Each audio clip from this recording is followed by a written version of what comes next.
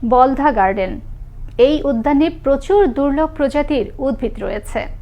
তদানীন্তন ঢাকা জেলা, বর্তমান গাজীপুর জেলার বলধার জমিদার নরেন্দ্র নারায়ণ রায় চৌধুরী 1909 খ্রিস্টাব্দে বলধা গার্ডেনের সূচনা করেন। 3.38 একর জায়গার ওপর ঢাকার ওয়ারী এলাকায় এই উদ্যান নির্মাণ করা হয়েছে। হৃদয়ের ক্যামেরায় মনির হোসেনের তথ্যে বিস্তারিত। জমিদার নরেন্দ্র নারায়ণ রায় চৌধুরী দুটি উদ্যান তৈরি করে প্রথম উদ্যানটির নাম রাখেন সাইকি, যার অর্থ আত্মা। দ্বিতীয়টি শিবলি, যার অর্থ প্রকৃতির দেবী। দুটি শব্দই গ্রিক পৌরাণিক শব্দ। বলধা গার্ডেন প্রকৃতপক্ষে ফুল ও উদ্ভিদের একটি মিউজিয়াম। সাইকি অংশের প্রধান আকর্ষণ হচ্ছে নীল, লাল, সাদা, হলুদ জাতের শাপলায় ভরা অনেকগুলো শাপলা হাউস, বিরল প্রজাতির দেশি বিদেশি ক্যাকটাস, অর্কিড, এন্থুরিয়াম, ভূর্জপত্র গাছ, বিচিত্র বকুল, আমাজন লিলি ও সুরঙ্গ সহ একটি ছায়া তরুঘর।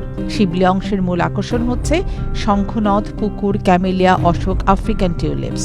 এখানে আরও আছে সূর্যঘড়ি, জয় হাউস। বিশ্বকবি রবীন্দ্রনাথ এই জয় হাউসে বসে এখানকার ক্যামেলিয়া ফুলের সৌন্দর্যে মুগ্ধ হয়ে তার বিখ্যাত ক্যামেলিয়া কবিতাটি লিখেছিলেন।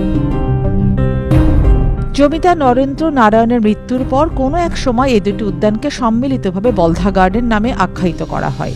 তিনি এখানে একটি পারিবারিক জাদুঘরও প্রতিষ্ঠা করেছিলেন। তাতে কয়েকটি ধাতব মূর্তি ছিল। 19 শতকের শেষের দিকে এটি ছিল বলধার জমিদারদের বাগানবাড়ি, যা তখন ঢাকার উচ্চবিত্তদের সাংস্কৃতিক কেন্দ্র হয়ে উঠেছিল। নিয়মিত সেখানে বসত গান বাজনার আসর।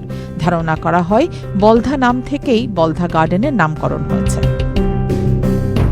বলধা গার্ডেনে যেমন দেশ বিদেশের বিভিন্ন উদ্ভিদ রয়েছে, ঠিক তেমনি দেশ বিদেশের খ্যাতিমান লোকেরা বলধা গার্ডেন দেখতে আসতেন। এখনও বলধা গার্ডেন নিয়ে ঢাকাবাসীর আগ্রহের কমতি নেই।